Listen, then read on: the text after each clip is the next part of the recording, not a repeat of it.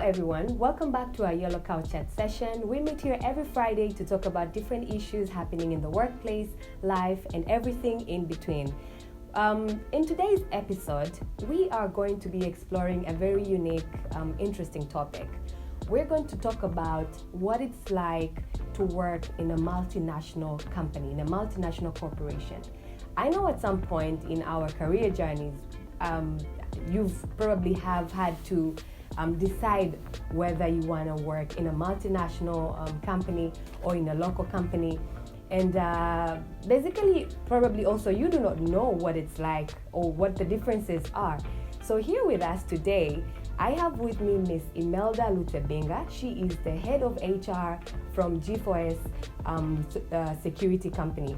So she will break it down for us using her own story, her own personal journey, working in different multinational companies, telling us what it's like, what are the differences, but also given the position that she has, she's able now to give us more insight of the kind of talent that's needed to work in a multinational corporation. Is it better to work in a multinational than a local company?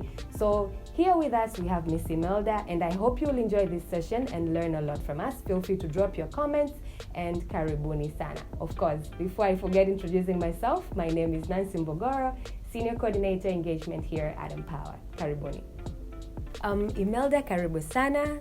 Karibu sana to a very famous Yellow Couch. Oh yeah. Is this your first time at Empower? Oh yeah, it's my first time at the Yellow Couch, but not the first time at Empower. I've been here for a number of occasions. Okay. Being an HR, you really have to engage with such kind of people. Absolutely. To get the right talent and some other trainings and stuff like that. Yeah. So it's really an honor having me here to discuss some insight on the multinational working environment. Yeah, I'm sure you are the perfect.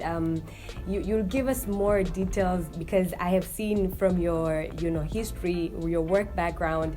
You've worked for companies like Total, Seacom, DHL, Abercrombie and Kent. So all these are multinational companies. Can you maybe, before we dive deeper into this, help us, especially for the viewer who is hearing this term for the first time or probably didn't think about the meaning of a multinational corporation? What does it mean for a company to be called a multinational corporation? Wow, maybe just to give a bit of a background. So when you told me about the interaction on the Yellow Couch, I never thought, because I've never even thought that, I've been working with multinationals in my entire career. So thinking of Abercrombie and Kent, this was like my pre-uni employment. I worked with a tourist company in Arusha, but it was a company, the headquarters in the US, and we had offices all over the world. Nice. So for me, a multinational corporation or a company, it's a company which is in more than one country. Okay. And I think to give it more weight, it's not a company which will only be in one or two countries, but rather an organization with footprints across the globe. Yes. So it might be quite quite well represented in a particular continent than the other for some obvious reasons. Yes. But at least it's a company where the footprint is beyond one particular region or one particular continent, or not just in a country. So in a nutshell, I'll say that's a multinational corporation or an organization or a company, or in other words, they're called international companies. International companies. Interesting. So now, given your experience, was this something that you thought intentionally made a decision that I want to work for international companies only, or what moved you, or what's the experience? What was the experience like, if I'm to put it that way? Wow, so if it's something that it was a pre-planned, I wouldn't really think so. Starting from maybe Abercrombie and Kent, it's an opportunity that I happen to land into because I'm a person who will not stay for 6-7 months without anything to do. So whether it was I intended just to volunteer, to learn, to get some experience. And that's when I got an opportunity of joining Abercrombie and Kent by that time. But after my first degree, I came back And when I was looking for opportunities, I was really focused in a multinational kind of organization somehow.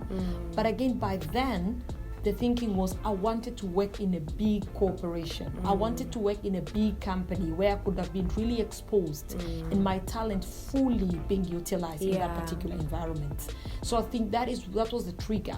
Because I remember when I just came back from university, remember I had a background in tourism and I went back to Arusha. I got a job interview at the same time with another company, which is a local company. Operating in the tourism sector, which was quite my comfort zone. And at the very same time, I was called for another opportunity, which was Total in Dar es Salaam. But then after consulting people I trusted, and after weighing the two in terms of, as I've said, I would really wanted to be exposed in an environment where my talent could have been fully utilized. So I opted for a multinational organization versus a company which was kind of my comfort zone. I knew how things operated in that particular industry, but I opted for something which was different to make sure that I am fully, engaged and, So do you mean to say that, because you said you had consulted a couple of people, did they say that working in a local company would make you underutilized? Was that the impression you got maybe from the consultation? Not at all. But what they told me, and it really made sense to me as well, was the fact that, as I've said, that with a big corporation, big organization, you can easily be moved around. Absolutely. And that's the way, as you moved around, you acquire more skills, and it's an opportunity for your talent to be fully utilized. Versus a small organization where movement is quite limited. You might be doing the same duty over and over again. And for a person like me, that becomes very boring. I really need to see change. I really need to see moving things from the way they were done to a different way of getting them done, engage in a different project. So that was the reasoning behind, and it resonated very well with my willpower, or what I'm passionate about. So that was the main reason. Okay, interesting. So now, can you tell us, what was it like now? Because you had these ideas prior entering the multinational, corporation workspace, and so was it the reality that you found working in these multinational corporations? Was it the same as the perception you had before you joined, or now? I think it would be very interesting for us to learn now the kind of culture that you found, and what it's like to work, and the mindset and everything that in a multinational corporation. Well, that also, I think, made you also grow career-wise. Good question. I think first, to answer the question straight, was my assumption a reality? Yes, it was a reality. It was a reality not from the day go, but it was a reality because the organization really provided that base of a person really, sharing what they could do, readiness to help and readiness to grow. There was room, and they really supported that in terms of, talent development, employees being engaged and fully engaged in the process of how things are being done. So it really became a reality. Not as when you started, but it unveiled itself step by step. I continued just getting different opportunities within the same organization, and also as I moved from one organization to the next one. And again, looking at all these organizations, they've got different cultures as well. Abercrombie and Kent, these were Americans. Total, these are French-speaking people. Again, Sitcom, again, it's a multinational, but kind of an African-based, I would say. Although the leader was an American. And the DHL, the Germans, now G4S, British, now we're Americans again. So that culture, and also despite of the company being from a particular, or having grounds on a particular, I would say, continent, or the way I say it's British or it's American, but the fact that they've got footprints in different areas, diversity and inclusion really can mold a person from just being a Tanzanian to a multinational mind. Do you think now, is it that the let's say the nations that are, what makes the difference? Is it the nationalities working within such organizations, or is it that although you are Tanzanian, the moment you enter into a multinational corporation, your mindset changes? What is it that you find in there that really like makes the difference? Is it just the way I don't know, you said you've worked with Americans, Germans, is it the way they think? Or I'm trying to get, is it possible for a local company to operate in the same way, in the same culture, or just what makes the difference? So again, now, if I had worked with a local company, and then coming to a multinational company, I think I could have been the right person to give you really more insight into it. Yeah. But from a general thinking, most of these organizations, they're quite well established already. Mm-hmm. So with their establishments, you find that the issue of mindset, the issue of culture issues and the like, they get to a point of creating their own culture rather than the country they're operating in. Okay. So you find a particular culture in that particular organization or a particular, business setup. So you'll find that whether it is, whether it's performance culture, they've got already the tools, the systems, where it's not an issue where you'll be told what you need to do, but at the end of the day, you'll be more or less performance driven to achieve. So what I would say is that most of these organizations are quite established, and they really have got an insight in terms of the diversity and the importance of having that diversity is really good, because we become very rich in terms of the way of doing things. But again, they're very sensitive in the manner that inclusion is also very important to make sure that they get the buy-in, they get everyone to go with them, everyone to go with the mission, vision, the values, and live as a person working for a particular culture. Very interesting. Because I thought of this. I had this image in my head. Like imagine if it's a multinational company, but let's say it's now coming to invest or establish its footprint in Tanzania, and then decides to hire full Tanzanians. Will that company operate in the same culture as to because I imagine there's a mix of nationalities in the teams in this organization as well. So think of this scenario: if a multinational company were to come and establish itself in Tanzania and have a full Tanzanian team, will it still be the same way as you've experienced? So for me, let's look at culture. What is culture? It's the way things are being done. So culture is not just people. Culture is the way the business is being run. It's the way the organization, it's the way people conduct themselves. And that is why it's very important for inductions to be properly done. The onboarding of employees to particular, organizations. And that's why you see a lot of companies would really invest on that particular part. Because it starts with a vision and an idea of one person, but that same information has to trickle all the way down to each and every individual in the business.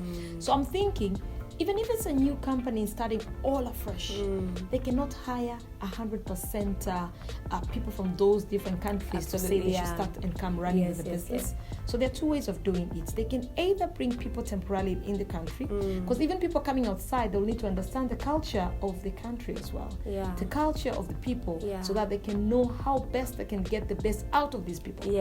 So I think it's both ways. But at the end of the day, it's very important for them to have kind of a clear guidance on how things are being done. How are they going to manage the people? How do they want the people to be engaged? How do they want to be perceived by their key stakeholders, whether it's customers or whether it's authorities, whether it's the government and the likes. So those kind of foundations are very important, and not only thinking having foreigners in a company will help in terms of injecting the culture in. Now I think that's very clear, which drives me to the next question. How do multinational companies now adapt to the local context in the countries they operate in without jeopardizing, their international cultures or their international way of doing things, or in a broader scale, international standards? So I think the very first thing that they need to do, and what I've seen happening, when they come down to, before they even come and say we want to invest and start an establishment in Tanzania, they really have to do a very thorough research to understand how they will fit in and how they're going to operate in this particular industry. Because I'll just give you an example. Even the just take of the East African countries, look at the labor laws. They are very different. So the operations in Kenya, they're very different from Uganda, very different from Tanzania, very different from Rwanda, Burundi, and the likes. Yeah. So it's very important for them to get really solid professionals on those particular areas so that they can really understand what are the requirements in a particular country for us to operate. So that's just one part in terms of the human capital. Yeah. But also in the markets, if you look for them to go out there and sell their products, take out of 100, I think maybe I'll bet 85% or more, the head of sales or the sales directors will be local. Because they know exactly the language to talk, how best to pitch to a customer. And the culture that these directors will do the pitching in Tanzania, and if they'll be maybe having a regional responsibility, they'll have to tweak it from country to country. They go to Uganda, I think their selling point will be different from Kenya, it will be different from Tanzania, depending on the need and also the culture of that particular environment. So I think maybe that answers a little bit your question in terms of they'll have to do a bit of a study to understand what the requirements are. And by understanding what the requirements are, I think it's then they will plan on how they will have to adapt to make sure that they get the best out of what they want to inject as investment in a particular country. Okay, I think that makes, as much as you want to maintain your originality, authenticity of the country of origin, you also want to learn the local ways of doing things for you to better.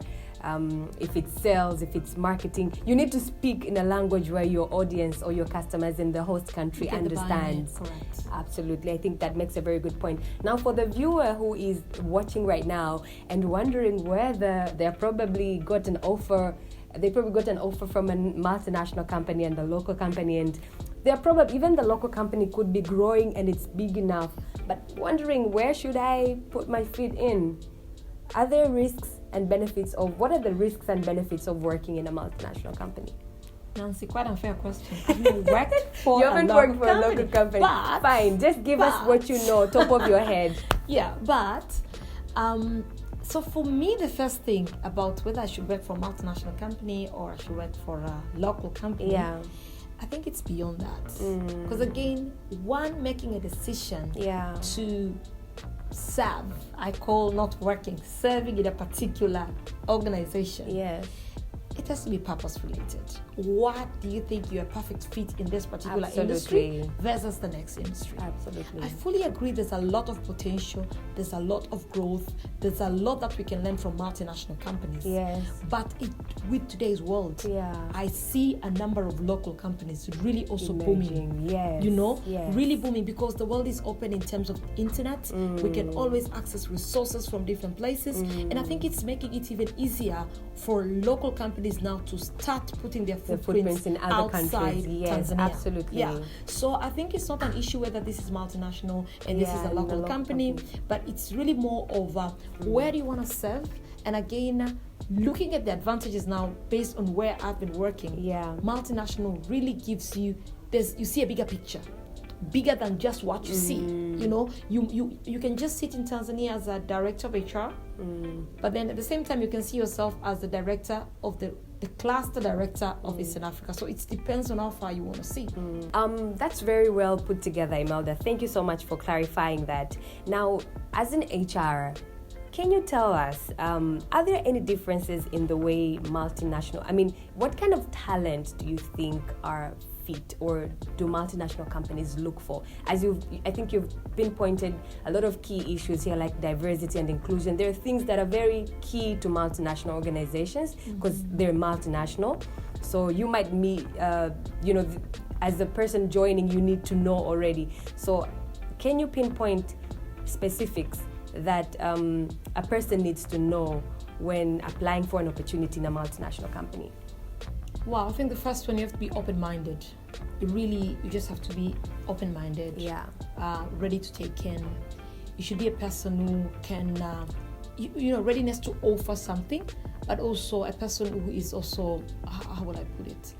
A person who can also engage with the issue of culture. Yeah. Because you might be in a setup in Tanzania, but within your organization, you might be having people from other nationalities. Yeah. So the culture sensitivity around it is also quite important. But at the end of the day, it's important now you go to what the particular organization is focusing on. Okay. Yeah. And, research a little bit before you do that. Go check out the values.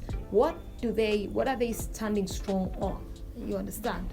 Understand the mission and the vision of a particular organization. Because at the end of the day, I see them being very strong in terms of diversity, inclusion, engagement, and the likes. Because they really want to make sure that as much as you're spread across the world, it's very important that at the end of the day, you all talk a particular language. We can all be identified as people from a security industry. When I represent myself as an HR from G4S Tanzania, there should not be a very big difference from a person from China saying as well in terms I'm the HR for G4S. That means properly being, built in the values of the organization. So I think those are the key things. Just really being open-minded, being very aggressive, ready to grow, because their mission is also making sure there's talent transfer from one entity to the next entity and stuff like that. I think for you to also be able now to, for the company to see the value and the contribution you make, and because there's already potential for you to be moved, let's say, from one country to another. Correct. You need to have all that in order for you to also grow and be fully utilized in that space. 100%, the fully utilization. It's a place where you should not shy away from certain talents that you have. Yeah. Because as a group, you might have a talent in Tanzania, and in today's world, it might be needed for Canada. Absolutely. And you can still do it here. Yeah. And they can get the information or whatever they need from that side. So don't shy out to, especially for the young people who are just coming in the job markets. Yeah. It's very important to show your maximum potential. Give them the maximum that you can really offer, because you really don't know where the world is going to take you in the next couple of years. Yeah.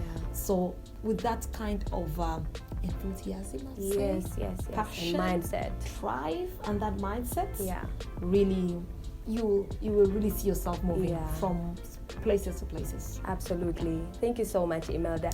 I think my key takeaway from here is that it doesn't really matter whether it's a local company or multinational company. I think you need to know yourself, the purpose that you want to serve, because whatever role you be in, you're serving, and what do you want to achieve and how you want to grow. It could be a local company that fully utilizes you and that fully you are able to effectively use your skills to grow in your career, to grow in your role. And it could be a multinational company where you're not able to do all that as well, correct? Oh, yeah. Yeah? It is very much possible, but also it all depends on how you position yourself. That's the right way. It's the way you position yourself. Yes. It's really about mindset. Your mindset. It's really where you want to see yourself. Absolutely. You might be sitting with a local organization and think, no, my impact is beyond Tanzania. Yeah. So a multinational will fit very well for you. Just jump to a multinational organization where you can even start asking for certain tasks which involve your footprints being beyond your country. True. And it just starts from that task to a particular assignment, and who knows tomorrow? Who knows tomorrow? Thank you so much, Imelda, for joining us for this session. I don't know, anything you want to share? Any advice for candidates out there that are applying for roles for different companies? Yeah, my final thoughts, I'll say. Yeah. Being an HR. Yeah. You see a lot of people coming out with, the readiness, but I feel like somehow we don't really come out full, I don't know if we're scared that I might be too much. It's okay being too much, so don't you worry about being too much. As long as you're quite logical, you really make sense in terms of what you can offer. I think that can really, that's the area we have to work on. Just do a bit of a good research on a company you're going for. Give them the right reasons. If you're saying, I want to join this company because it's a multinational, it's not a crime. Yeah. It's not a crime, it's a choice you're making. And tell them that you want your impact to be beyond a particular function, a particular country, so that whenever they've got opportunities for you, they really won't think of another person other than yourself. So just be out there. Be out there. And be you, do you. Yeah. Thank you. Absolutely. Thank you so much, Imelda. This was great. I'm sure you've left, after watching this session, you are going to be filled with a lot of new ideas, a new way of thinking of a multinational organization and a local organization. They could both be weighing the same on a scale, but it's all about you, how you want to grow, where you want to grow, and how you position yourself. So think twice and think positively always. Thank you for joining us. Thank you for watching this. As I like to always remind you, please subscribe to our YouTube channel, leave comments, leave questions. We are happy to connect with Imelda offline and share the questions with her. She could respond. And of course, as always, you have ideas, you want to speak to the world, join the movement on our website. We have a cool space for you to write, to share your videos, your audios of what cool ideas that you have, and people can learn and grow through your story, through your journey and your ideas. So thank you so much for joining us. Imelda and I are signing out from the session. It was great, and keep growing, keep learning, keep going out there. Until next time. Asante. Yes, asante and bye-bye. Bye-bye.